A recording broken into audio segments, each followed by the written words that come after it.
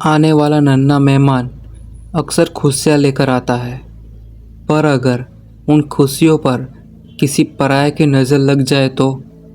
ये कहानी कामिनी की है।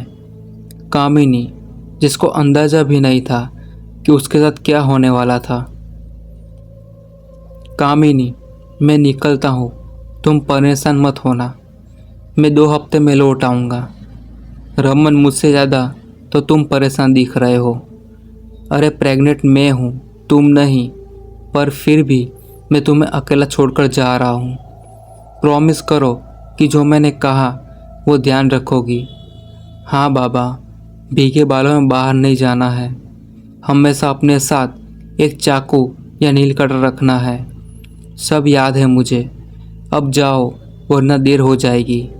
मैंने पड़ोस वाली आंटी को भी इन्फॉर्म कर दिया है। तुम्हें किसी भी चीज़ की ज़रूरत हो तो उन्हें कॉल कर लेना। वो पास में ही रहती है तो थोड़ी हेल्प हो जाएगी। हाँ हाँ, पिछली बार भी उन्होंने मेरी बहुत मदद की थी। तुम फिक्र मत करो, कोई ज़रूरत पड़ी तो मैं उन्हें बुला लूँगी। एक तो जिस हिसाब से मेरा घूमना हो रहा है, अब हमें किसी केयर टेकर को ढूंढ ही लेना चाहिए। खैर, अब मैं चलता हूँ। किसी की रोने की आवाज़ आ रही थी। आवाज़ तो बाहर से आ रही है, जाकर देखती हूँ तो कामिनी जैसी हॉल में आई तो उसने देखा कि वो बच्चे की रोने की आवाज़ टीवी से आ रही थी, पर उसको ये समझ नहीं आया कि ये टीवी कैसे चालू हुआ। अजीब है, टीवी का यूँ अपने आप चालू हो जाना कामिनी को अजीब तो लगा, पर उसने इस बात पर ज़्यादा सोचा नहीं और वापस अपने कमरे में लौट गई। पर अभी वो अपने बिस्तर पर बैठी ही थी कि उसका फ़ोन बजा। ये रीना आंटी अभी क्यों फ़ोन कर रही है? हेलो, हाँ कामिनी बेटा। जी आंटी। बेटा, तुम्हारे घर कोई आने वाला था क्या? नहीं तो क्यों? नहीं, वो बाहर कोई बहुत देर से खड़ा है। कोई औरत है शायद। औरत? नहीं आंटी, मैंने तो किसी को भी नहीं बुलाया है, और वैसे भी इतनी रात को कौन आएगा? हो सकता है किसी दूसरे के घर आई होगी। नहीं बेटा, वो बहुत देर से बाहर खड़ी है, वो भी तुम्हारे दरवाजे के सामने। अच्छा ठीक है आंटी, मैं देख लेती हूँ। अच्छा सुन, अगर जान पहचान नहीं हो तो दरवाज़ा मत खोलना, खिड़की से ही बात कर लेना। हाँ आंटी ठीक है, मैं देखती हूँ। तो कामिनी फ़ोन रखकर हॉल में चली गई और खिड़की से बाहर उस औरत को देखने लगी। आंटी कौन है आप, और मेरे घर के सामने क्या कर रही हो? कामिनी की आवाज़ लगाने पर जब वो औरत मुड़ी तो कामिनी उसे पहचान नहीं पाई। तभी वो बोली, नमस्कार कामिनी मैडम, मेरा नाम रूपा है। सॉरी, पर मैंने आपको पहचाना नहीं। तुम्हारा पति रमन से बात हुआ था मेरा, उन्होंने ही भेजा है मेरे को। रमन ने भेजा है? पर क्यों? आपका देखभाल करने के लिए। पेट से है ना आप, हम प्रेग्नेंट लोग का खास ख्याल रखते हैं। केयर टेकर हूँ ना मैं। रमन बोल तो रहे थे कि केयर टेकर हायर करने के बारे में। आंटी मैं गेट खोलती हूँ, आप अंदर आ जाए। तो कामिनी ने रूपा को अपने घर के अंदर बुला लिया और दोनों बैठकर बातें करने लगी। जी आप बहुत देर से बाहर खड़े थे क्या? हाँ, मैंने बहुत बार आवाज़ लगाया पर आपने दरवाज़ा नहीं खोला। हाँ, मैं सो गई थी। वैसे आपने इससे पहले कहाँ काम किया था? मैं 10 साल से काम कर रही हूँ मैडम। जब भी कोई घर में बच्चा होने वाला होता है हम वहाँ पहुँच ही जाते हैं। आप चिंता मत करो, मैं अच्छे से ख्याल रखूँगी आपका और आपका बच्चे का भी। थैंक यू, मेरी काफ़ी हेल्प हो जाएगी। खाना खा लिया मैडम? नहीं अभी तो नहीं। खाना बना लिया है? नहीं, मैंने सोचा था कुछ मैगी वगैरह बनाकर खा लूँगी। क्या मैडम, मैगी से क्या होगा आपका? जब औरत लोग पेट से होती है उसको अच्छा अच्छा खाना चाहिए। हाँ, पर आज मेरा कुछ बनाने का मन ही नहीं कर रहा था। मैडम चिंता मत करो, मैं खिलाती हूँ आपको अच्छा खाना, अपने हाथ से बनाकर। फिर आपके हिसाब से हमारा पगार डिसाइड कर लेना। मतलब आपकी रमन से तो बात हुई होगी ना इस सब चीज़ों के लेकर? मैं पगार की बात पहले नहीं करती हूँ मैडम, पहले आप मेरा काम देखो, अच्छा लगा तो रख लेना नौकरी पे। अच्छा, आपकी बात भी ठीक है, बनाइए फिर खाना। तो बोलो, क्या खाओगी आप? मांस, मछली? नहीं, मैं नॉनवेज नहीं खाती हूँ। तो वेज बोलो। आप खुद ही देख लो जो आपको ठीक लगे। मैं आपके लिए पालक पनीर बना देती हूँ। तो उसके बाद रूपा ने कामिनी के लिए खाना बनाया। खाना इतना ज़्यादा अच्छे से बना था कि कामिनी बोली, वाह आंटी, इतना अच्छा पालक पनीर मैंने कभी नहीं खाया। अब से अगले 9 महीने तक आप इसी घर में रहोगे। चिंता मत करो मैडम, मैं अपना काम कभी अधूरा नहीं छोड़ती। आंटी, आपके आने से मेरी बहुत हेल्प हो गई। अभी तो आप बस हमारे हाथ से खाना खाए हैं। मैं और भी बहुत कुछ कर सकती हूँ। बहुत कुछ मतलब आपकी डिलीवरी मैं वो भी कर दूँगी। नहीं नहीं, उसकी ज़रूरत नहीं पड़ेगी। उसके लिए हॉस्पिटल है आंटी। कामिनी मैडम, हमको बहुत कुछ आता है। मतलब लोगों का मन एक तरह नहीं होता है, मैं उसको भी पूरा कर देती हूँ। समझी नहीं मैं, आपको बेटा चाहिए या बेटी? ये कैसा सवाल है? बोलो तो। नहीं, मुझे कोई भी चलेगा। सोच लो मैडम, मैं इसमें भी तुम्हारी मदद कर सकती हूँ। आप बोलोगे तो बेटा बेटी दोनों भी दिलवा दूंगी। एक टोटका करती हूँ मैं, बस फिर पता चल जाएगा। नहीं प्लीज़, ये ऐसे मत कीजिए। मुझे ये सब कुछ नहीं चाहिए। ऊपर वाला जो देगा मैं उसी में ही खुश हो जाऊंगी। और जो एक भी नहीं दिया तो? ये क्या बोल रही हो आप? ऐसा हो जाता है मैडम, कभी कभी लोगों की खुशी एक झटके में छीन जाती है। देखिए, आप ऐसे बात करके मुझे डरा रहे हो। अरे चिंता मत करो मैडम, मैंने तो आपको बस ये बोला कि मैं क्या क्या कर सकती हूँ। कुछ करूँगी थोड़ी ना। आपको ये बात सब पसंद नहीं है तो मैं वो सब नहीं बोलूँगी, कुछ और बात करूँगी। और वैसे भी मेरे रहते आपको घबराने की कोई ज़रूरत नहीं है। कुछ नहीं होने दूँगी मैं आपको। अच्छा आंटी, अब मैं सोने जाऊँ? रात भी होने लगी है। ठीक है, मैं यही सोफे पर सो जाऊँगी। आप हॉल में मत सोना। क्यों मैडम? बस ऐसे ही, आप मेरे कमरे में ही सो जाना। वो मेरा टीवी थोड़ा अजीब है, मतलब इसमें कभी कभी कुछ भी हो जाता है। अभी थोड़ी देर पहले मैं अपने कमरे में सोई हुई थी, यह टीवी अपने आप ऑन हो गया था। न जाने क्यों, पर इसमें ऐसे ही कुछ ना कुछ होता रहता है। इसलिए मैं नहीं चाहती कि आप भी परेशान हो, तो आप बेडरूम में सो जाना। अरे क्या मैडम, आप भी, टीवी से कौन डरता है? रुको अभी मैं देखती हूँ। तो उसके बाद रूपा टीवी के पास चली गई और वहाँ जाते ही, तुम यहाँ क्या कर रही हो? चले जा, चले जा। अभी कोई काम नहीं है क्या? चले जा, 1 घंटे बाद में आना। आंटी, आप इसे कैसे बात कर सकती हो? वही जो टीवी के अंदर है क्या? अरे मैडम, मैं मजाक कर रही हूँ आपके साथ में। अरे मजाक था मैडम, डरो मत। आप कमाल हो मैडम, अपना घर का सामान से कोई डरता है? अब चलो मैं आपको चंपी कर देती हूँ। चंपी? आंटी मैं तो सोने वाली थी। अरे तो चंपी कर दूंगी तो आपको अच्छी नींद आ जाएगी।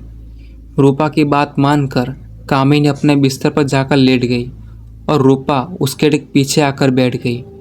आंटी, मसाज सच में ज़रूरत है क्या? और नहीं तो क्या, देखना अब भी आपका सिर एकदम हल्का हो जाएगा। आंटी, ये फूंक क्यों मार रहे हो बालों में? फूंक? क्या बोल रही हो आप? मैंने कहाँ फूंक मारी है, मुझे फील हुआ। अरे ऐसे ही हवा होगी। अब आपकी आंखें बंद करो, मैं आपकी मालिश कर देती हूँ। ये आप क्या कर रही हो आंटी? वो गलती से आपका बाल हमारा हाथ में आ गया। मैं बाल को बाद में फेंक दूंगी, आप बस अपनी आंखें बंद करो और सोने की कोशिश करो।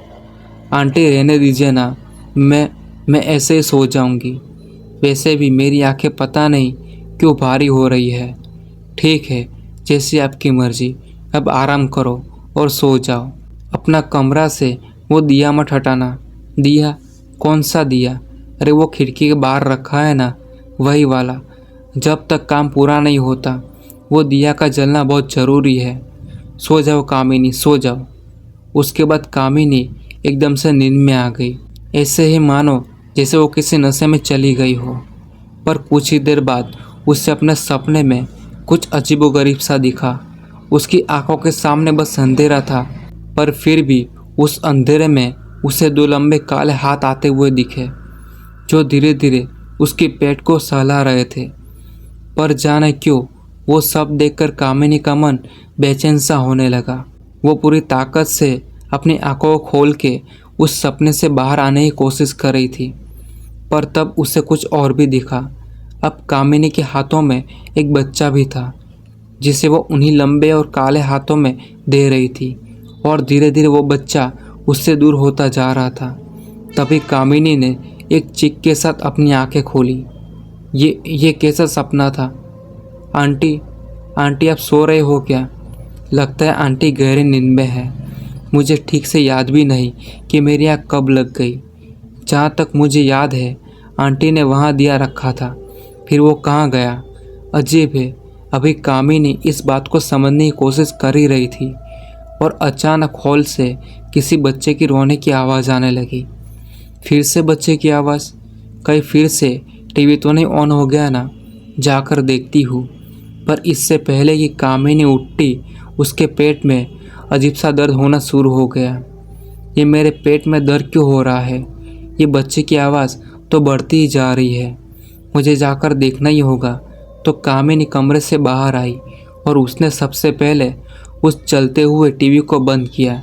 टीवी के बंद होते ही सब कुछ वापस शांत हो गया, पर उसे असली झटका लगना बाकी था, क्योंकि जब उसने रूपा को देखने के लिए नज़र घुमाई तो वो पूरे कमरे में कहीं नहीं मिली। आंटी कहाँ गई? आंटी, आंटी, ये आंटी कहाँ चली गई?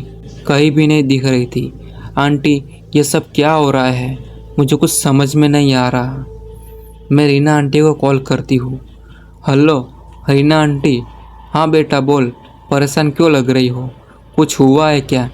आंटी आप मेरे घर आ जाओगी प्लीज़, मुझे बहुत डर लग रहा है। अरे बेटा पर हुआ क्या है? आंटी आप बस प्लीज़ घर यहाँ आ जाओ, मैं आपको सब बताती हूँ। ठीक है मैं आती हूँ। 2 मिनट के अंदर रीना आंटी कामिनी के दरवाजे पर चली गई। क्या हुआ बेटा, ऐसी घबराई हुई क्यों हो? आंटी मुझे कुछ समझ नहीं आ रहा। पर क्या हुआ? और ये दिया यहाँ किसने रखा है?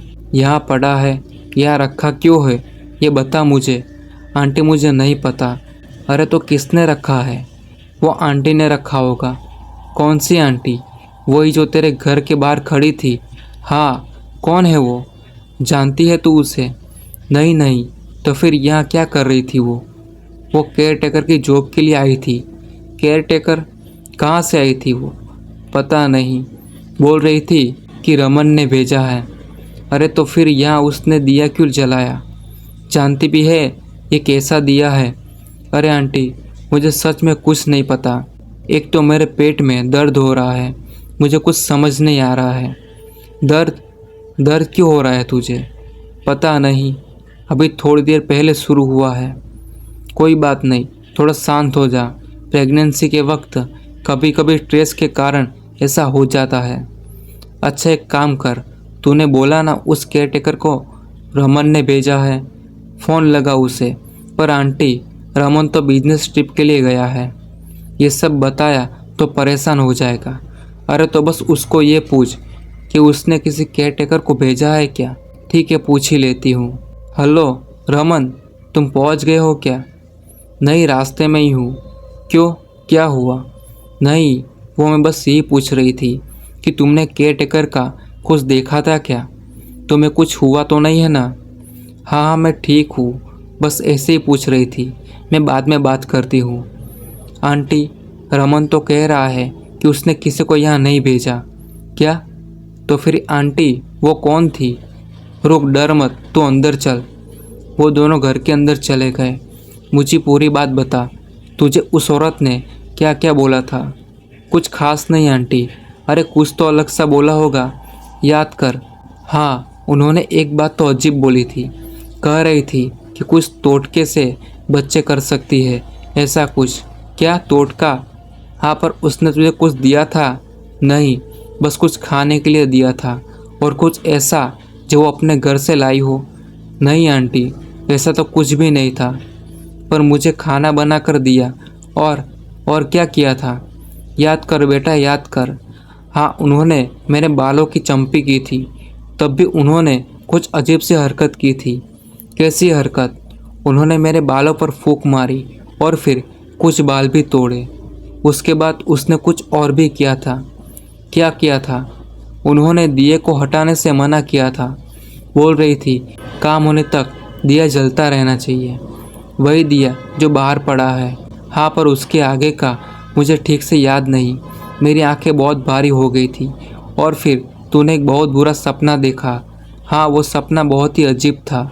जानती हूँ, सपने में तूने अपने बच्चे को देखा और फिर वो तुम्हारे पास से छीन लिया गया। हाँ, पर आपको कैसे पता चला?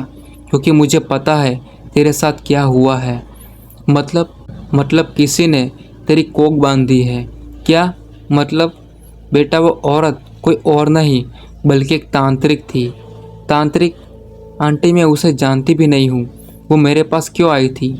और एक कोख बांधना क्या होता है? क्या हुआ? जब से उठी हूँ तब से पेट में दर्द हो रहा है और रह रह कर अचानक तेज़ हो जाता है। ये ठीक नहीं है बेटा। अब तक मुझे लग रहा था कि थकावट के कारण हो रहा है, पर अब मुझे पक्का लग रहा है ये तांत्रिक का किया गया है। पर आंटी, मुझे समझाओ तो सही कि ये कोख बांधना क्या होता है। बेटा, तंत्र विद्या है ये।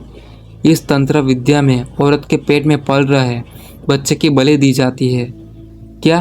पर आंटी, मैंने क्या किया? और वो तांत्रिक, मैं तो उसे जानती भी नहीं हूँ, फिर वो मेरे साथ ऐसा क्यों कर रही है? तांत्रिक की किसी से आपसे दुश्मनी नहीं होती, वो तो अपनी शक्ति बढ़ाने के तरीके ढूंढ रही होती है। बस वो समझ ले कि किसी ने उस तांत्रिक को तेरे पेट से होने की खबर पहुंचा दी थी, क्योंकि शायद किसी को ये बात रास नहीं आई थी कि तेरी ज़िंदगी में खुशी आने वाली है। पर तांत्रिक कोई मेरे साथ ऐसा क्यों करेगा? मैंने क्या बिगाड़ा है किसी का? मान ना मान बेटा, इन चीज़ के पीछे अक्सर हमारे अपने ही होते हैं। क्या तेरे घर में कोई ऐसा है जो तेरी प्रेगनेंसी के खुश नहीं है? आंटी, क्या बोल रही हो आप? खुशी कैसे नहीं होगी? सब अच्छे लोग हैं। बात अच्छे बुरे की नहीं है। कोई बार जब लोगों की खुशियाँ नहीं मिलती तो दूसरों को भी खुश होता नहीं देख पाती। पर मैंने किसी का क्या बिगाड़ा है? ये रोने का काम नहीं है बेटा। संभाल खुद को और सोच, दिमाग पर जोर दे कि कौन ऐसा हो सकता है जिसे तेरी खुशी पसंद नहीं। पता नहीं, मुझे नहीं पता, पर प्लीज़ मेरी हेल्प करो प्लीज़। बेटा, शांत हो जा। अच्छा, एक बात बता, तेरे घर में कोई ऐसा है जिसके बच्चे नहीं है? सोच कोई ऐसा। नहीं, मुझे नहीं पता, पर हाँ, इस टीवी में कुछ तो गड़बड़ है। मतलब मैं समझी नहीं। तुझे कभी इस टीवी में कुछ अजीब होता हुआ दिखा? हाँ, बहुत बार। ये कई बार रात को अपने आप ऑन हो जाता है। आज भी हुआ था। सारा खेल इस टीवी ने किया है और शायद तेरे पेट में दर्द का भी कारण यही है। तेरे पर किसी ने बहुत पहले ही टोना टोटका कर दिया है। वो तांत्रिक आज बस आखिरी काम करने आई थी। हमें जल्द से जल्द कुछ करना होगा। पर आंटी, हम करेंगे क्या? तुझे इस टीवी को जलाना होगा। इसे उठाकर बाहर ले जा और इसमें आग लगा दे। तेरे बच्चे को बचाने का यही एकमात्र तरीका है और हमें जल्दी करना होगा। एक बार उस तांत्रिक ने अपनी सिद्धि पूरी कर ली, उसके बाद हम कुछ नहीं कर पाएंगे। क्या हुआ बेटा? जल्दी टीवी को। वो आंटी, इसमें मुझे कोई बच्चा दिख रहा था। क्या? हाँ आंटी, इसमें कोई बच्चा सो रहा है। बेटा, यह पक्का उसी तांत्रिक का खेल है। वो नहीं चाहती कि टीवी इस घर से दूर रहे, इसलिए इस पर ध्यान मत दे। वो टीवी बाहर कर। ठीक है, ठीक है। अचानक उस टीवी के अंदर दिख रहे बच्चे की मानो नींद खुल गई और वह ज़ोर ज़ोर से रोने लगा और उसके साथ साथ कामिनी भी दर्द में चिल्ला उठी। क्या हुआ बेटा? आंटी, वो पेट दर्द। कामिनी अपनी बात पूरी ही करने वाली थी कि वो बच्चा और ज़ोर ज़ोर से रोने लगा। बहुत दर्द हो रहा है बेटा, मुझसे बात कर। क्या हो रहा है? पता नहीं आंटी, जैसे जैसे ये बच्चा रो रहा है वैसे वैसे मेरे पेट का दर्द भी बढ़ रहा है, जैसे हम दोनों एक दूसरे से जुड़े हो। कोख बांधना यही होता है बेटा। जब तक ये तेरे घर पर रहेगा तेरी कोख में कोई नहीं पल सकेगा, इसलिए हिम्मत कर और इसे उठाकर बाहर फेंक। वरना अगर उस तांत्रिक ने अपनी सिद्धियाँ पूरी कर ली तो बहुत देर हो जाएगी। तो बस कामिनी ने अपनी हिम्मत बांधी और उस टीवी को बाहर ले जाकर रख दिया। उसके बाद रीना आंटी ने उसके चारों तरफ गंगा जल का घेरा बनाया और कामिनी एक माचिस की तीली पकड़ाते हुए बोली, ले बेटा जला दे इसे। पर आंटी, टीवी ऐसे कैसे जलेगा? बेटा, आग बहुत पवित्र होता है, टोना टोटकों को छूते ही उन्हें भस्म कर देती है। ये ले और जला दे इस टीवी को। तो रीना आंटी की बात मानकर कामिनी ने उस माचिस की तीली को सामने पड़े टीवी पर फेंक दिया। इससे वो टीवी तुरंत जल उठा। उस टीवी के जलते ही कामिनी के पेट का दर्द मानो गायब सा हो गया और घर के बाहर रखा हुआ वो दिया भी टूट गया। कामिनी अब समझ गई थी कि ये सारा खेल उसकी ताई का रचा हुआ था और आज अगर रीना आंटी ना होते तो उसे और उसके बच्चे को कोई नहीं बचा पाता।